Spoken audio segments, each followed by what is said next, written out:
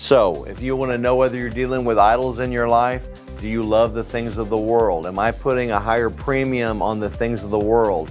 Is technology a higher thing that I put on God? What am I going? What am I sacrificing for? What am I giving to get all the things that I have in my life right now?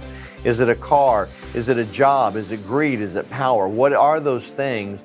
Because anything that rises higher, that I'm not holding those thoughts in obedience to Christ and running them through the filter of the Word, then they are taking a place of worship in my mind.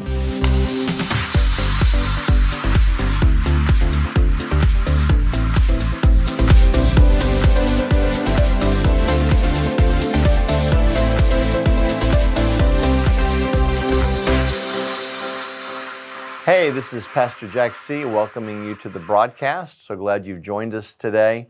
I want to encourage you to share this video, like this video. My wife and I, Michelle, pastor West Houston Christian Center here in Houston, Texas. If you're ever in the area, we'd love to have you for a service. We're at 10:30 on Sunday mornings. Have something for everybody. I know we all say that, but we try and offer something for everyone. And if you're in the Houston area, we would love to meet you and come sit in the service with us. We really believe that the Spirit of God is moving, and we're excited about being a part of what God is doing in these last days. We're continuing our study on the high places, and this is something that I've done probably now for the past 5 or 6 weeks. The high places really came out of me reading through the Bible as we do on a yearly basis. And every year, we start in the book of Genesis and we read all the way through Revelation. But as we were reading through 1 Samuel, 2 Samuel, 1 Kings, 2 Kings, 1 Chronicles, 2 Chronicles, every time I would get to the phrase high places, it was like it would jump out at me. And so I would just keep seeing the high places, the high places. And so I went back and I've tried to study it out. I don't think I've studied it out to where it's exhaustive, but I finally kind of saw what the Holy Spirit was trying to tell me about how to apply that to my life today. The enemy, the devil, has always wanted to occupy the high ground. He's always wanted these high places to be first in the lives of Israel. As Israel was leaving Egypt, they spent 40 years in the wilderness with Moses. An entire generation passed away. They did not make it into the promised land. Before they went into the promised land, God, in His infinite wisdom, His love, His mercy, His charity, His benevolence, He laid out for them, here's the game plan, here's the playbook. If you will run my playbook when you get into the promised land, you will always have success. You will always have more than enough.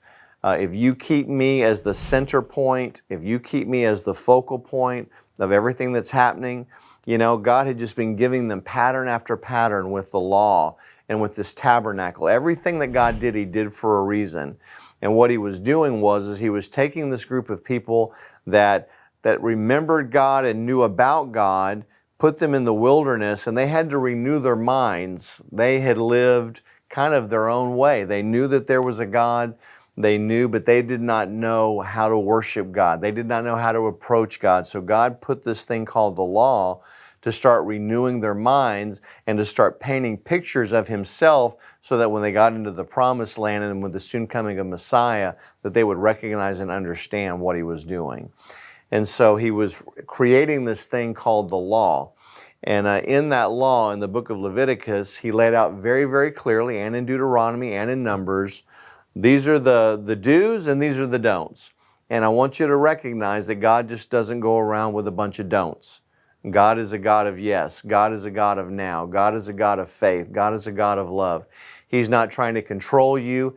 He's not trying to tell you how to live your life. What He's found is He says, look, in my infinite wisdom and me having seen every bit of this world, I know what works and what doesn't work. I can tell you emphatically that if you'll do these things, you're going to be blessed. If you will always focus on these few things, and it's not an exhaustive list, if you'll just love the Lord your God and serve Him with all your heart, your mind, and your soul, you're going to have a great life. If you'll just do these few things, man, your life's going to be amazing. You're going to have the good life you've always heard about. And not only that, this life is going to affect the lives of your children. And if you'll just pass this on, all you have to do is take this playbook that I'm giving you, live by it, do it. Don't just read it, but do it, and then pass it down and get that generation to pass it down. man, you're going to have the most excellent life you could ever imagine. But if you don't do these things, if you make a choice, and this is what's so important to remember, that the judgments of God and the tribulations of God come through choice. Israel, he said, if you make a choice and you go after other gods, if you make a choice and you build these high places, if you make a choice and not follow after me, but follow after the gods of these people that you're about to encounter when you go into the Promised Land. Hey, in the Promised Land, the Canaanites were there, the Moabites were there, the Edomites were there, all the ites were there, waiting for Israel to get there. And so Israel was going to have to displace them so that they could get their land back. And what God was telling them is if you go in there, if you'll act like me, you're going to be blessed. But if you go in there and you start acting like them, then there's going to be curses. There's going to be consequences for your actions. And so he laid it out very, very clearly that what would happen for them to even be restored after they got into all that. Let me read that to you again. I know we've read it several times, but I want you to look at Leviticus chapter 26, verse 30. It says, I will destroy your high places and cut down your incense altars and cast your carcasses on the lifeless forms of your idols. What was happening is that while Israel was in the wilderness, in the Promised Land, you had these other groups, and they were practicing what we call pagan worship. They were setting up all of these crazy, these high places. I don't want to confuse you. A high place is exactly what it sounds like. It's a geographical place. They believe that the higher they were geographically to their God, that the better they could hear them. If you have to serve a God where you got to get close to hear Him, I would probably look for another God. Our God's a whisper away. He's right there with you right now. You can call to Him and He hears. You don't have to yell. You don't have to cut yourself. You don't have to do anything. All you have to do is cry out from a willing heart and God hears you. But what these people were doing, these foreign people, is that they were having just these crazy religious services on these high places. And folks, when you take God out of a situation and you just fill it with the lust of the flesh, trust me, it got as weird as it sounds. There was all kinds of sacrifice of children. There were all kinds of sexual perversion. There was all kinds of cutting themselves and just doing all of these stuff that our God never requires of us. He never requires any of that from us. But these people thought that if they did these things, that it would appease whatever God they were praying to. So they would build these altars. They would have these giant services. They would perform all kinds of sexual immorality in their desire to somehow please whatever God. Now look, there's only one God, and He's the God of heaven. But there's a prince of the power of the earth, and it's the devil. And in reality, you can call these gods whatever you want to call them, but they were really worshiping the devil. They were actually worshiping Satan. He just came in many different names of whatever the gods of those lands were at that time. And so when God said, Israel, you're going to move into this land, you got to deal with these high places. You cannot let them become a snare to you, because if they become a snare to you, you're going to become mixed. What the devil wanted was when Israel came in to the Promised Land, he wanted to pull the God of Abraham, Isaac, and Jacob down to the same level of these foreign pagan gods. How terrible is that? A lot of these gods just worship nature. We still deal with that today. They wanted to take the God of heaven, the Almighty, the mightiest, the King of kings, and the Lord of lords, and they wanted to pull Him down and make Him just as common as just some God over nature. Satan was desperate to try and pull God down from the place where He was so that He could not help His people, and how God wanted to bless His people, but Israel, if they kept their minds on Him, they were going to be okay. So, I want you to look at that. We ended last week. Solomon, he built high places for some of his wives, and one of those gods that he built a house for on one of these high places for one of his wives was a god he called Chemosh, Chemosh. And to the Moabites, it was the supreme god. It was the god of military victory when worshipped. And if you didn't worship this Chemosh god, then you would die militarily or you would fail. I want you to notice that even one of the first ones, God fights our battles for us. God is the God of the battle. God is the God. There's no one bigger than God. There's no one better than God. There's no one that can outdo God. But what he was trying to do, what the enemy was trying to do, was to trade the Almighty God for this pagan God so that they would have military victories. It's a subtle thing that happens, and it happens over a period of time. But the Bible calls it an abomination. It says, and Solomon built a high place for Chemosh, the abomination of Moab, on the hill that is east of Jerusalem, and for Molech, the abomination of the people of Ammon. That word abomination, it means filthy, it means detestable, and it means disgusting. Idol worship to God was filthy, it was disgusting, and it was detestable. It was one of the worst things that you could do, was to have idol worship over God. And I want you to notice also that the wisest man who ever lived, and that's Solomon, God appeared to him multiple times. I mean, he gave Solomon more than Solomon could have ever asked for. Solomon's kingdom was one of the grandest, biggest, greatest. I mean, other dignitaries were coming to Solomon for his wisdom. He wrote thousands of psalms. He was a botanist. He was brilliant in science and in animals and things like that. But the problem was he took his eyes off of the Creator, who is Jehovah, who is God, and he put them down on the creations, and he began to worship the creations. And Solomon went after foreign gods. Whatever Solomon had seen growing up, he did not want to marry someone from Israel. He had seen all the problems. When Solomon took over the kingdom, 3 of his brothers had already died, and some of them killing each other. There was so much, it was like the mafia. I mean, there was just so much bloodshed. You know, I think Solomon, when he got to this point, was like, look, I don't want anything to do with any of these women, so I'm going to go after other women so that I don't have to deal with what they've dealt with. Not a good thing.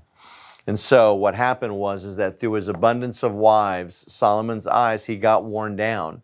And all of a sudden, instead of the wives changing for him, Solomon began to change for them.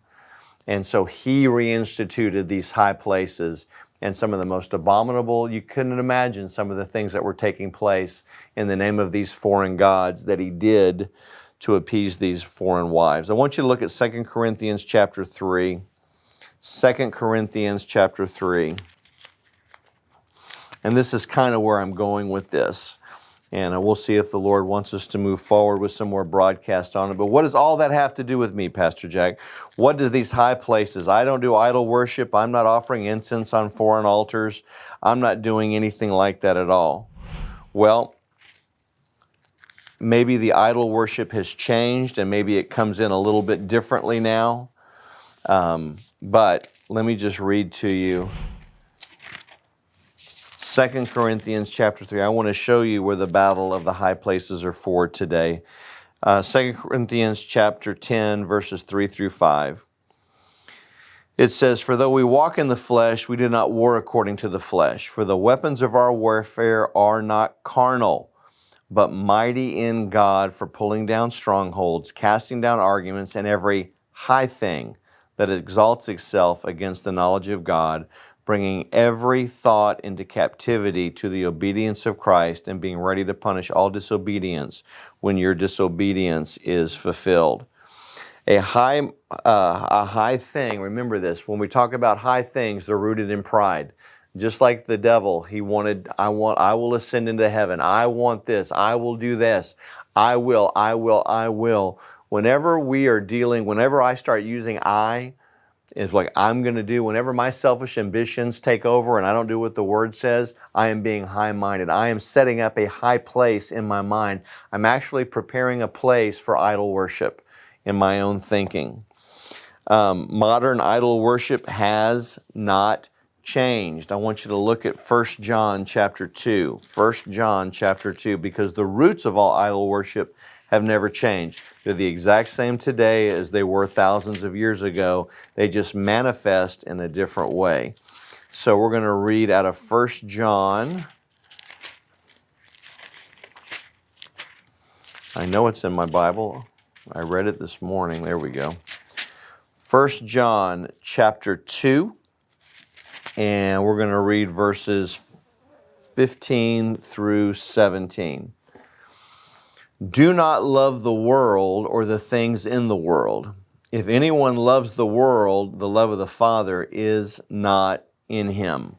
So, if you want to know whether you're dealing with idols in your life, do you love the things of the world? Am I putting a higher premium on the things of the world? Is technology a higher thing that I put on God? What am I going? What am I sacrificing for? What am I giving to get all the things that I have in my life right now? Is it a car? Is it a job? Is it greed? Is it power? What are those things? Because anything that rises higher, that I'm not holding those thoughts in obedience to Christ and running them through the filter of the Word, then they are taking a place of worship in my mind. Right now, the modern day idols and altars of pagan worship, I want you to look very simply at verse 16. For all that is in the world, the lust of the flesh, the lust of the eyes, and the pride of life, is not of the Father, but of the world. Or, let me read it to you this way. Don't set your affections on or live sacrificially on behalf of anything that appeals to your fleshly appetites, appeals to your covetousness or greed, or fosters pride or arrogance. I love Isaiah 26:3. It says, you will keep him in perfect peace whose mind is stayed on you. If we'll remember to keep God, to keep Him high-minded, when I think of the Lord, I want to make sure that He's the one that I'm thinking of. If I make Him first place with no other thing above Him, the Bible says that I'll have perfect peace. Stay around. I want you to see this. So, Pastor Mike, when Pastor was talking about the high places, you know, he talked to us about choices and consequences and those sort of things, and he brought up Solomon. And I always, you know, Solomon just makes me think, wow, if it could happen to Solomon, he's the wisest guy in the world, like in the history of the world. Exactly, yeah. And still, he got pulled off track. Yeah. And started building high places for his wives. Not to mention having 1,000 or whatever he had of wives and concubines. Exactly. Using the high places, I know he explained exactly what a high place was, but how many times have we heard him say over and over, like, be careful of the enemy, because when you're at your highest point in life is when the enemy is going to come, which Solomon was. Solomon was at a very high point and is like the wisest king to ever live with all the wisdom. Riches. I mean, he had things beyond his imagination, beyond what his expectations, and yet the enemy came to deceive him. Steve, really, seriously, how many times have we seen so many celebrities, athletes, politicians, when they're at their highest, to be brought down when the enemy comes in to attack? Right, and you and I are no different. You know? Yeah, unfortunately, even the ultimate, how many celebrities have we seen commit suicide? Yeah. And we see them as, you know, from a distance, we say, wow, they're famous, they're rich, everybody loves them. Yeah. People follow them around the world, they've got it all. Yeah. But the devil comes in and tells them that they're not worthy, they're not, you know, nobody loves them, all those kind of things. So even because even though you're in a high place, so to speak, in terms of the world being famous, that kind of thing, you're still very off balance. Yeah. So it's almost like you're on the top of a mountain on a really sharp point, and when you get to that point, it's easy for him to just push you off. Yeah. It's because you're not on solid footing anymore. Exactly. Your ground's not planted. You're not planted. But with celebrities and athletes like that, you know, you get to a certain point where, you have the houses and the cars and the money and the clothes or whatever it is. And that's where your focus is lying, on the things of the world. And just as he said, I wrote it in 1 John, do not love the things of the world. Right. For we know the things of the world is the lust of the eyes, the lust of the flesh, and the pride of life. Right. You know, it's like, here I am. This is what I did. Look what I accomplished. Look all my material things, and that's what they're focused on, and not focus on God. Because we know that when you're focused on God, I think he started off in the beginning saying, how simple it was. Love the God with all your heart. And you know, you loving God with all your heart, man, the blessings will follow. You're going to live a great life and great beyond material things.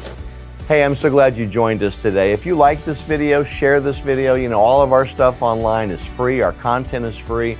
Share it with as many friends and as many people as you want. Our number one goal is to be a blessing to you. If you're in the Houston area, we'd love to meet you for a church service on a Sunday morning at 10:30. We have something for all ages. And we truly believe that God is moving and that we want to be a part of what He's doing in this age. God bless you.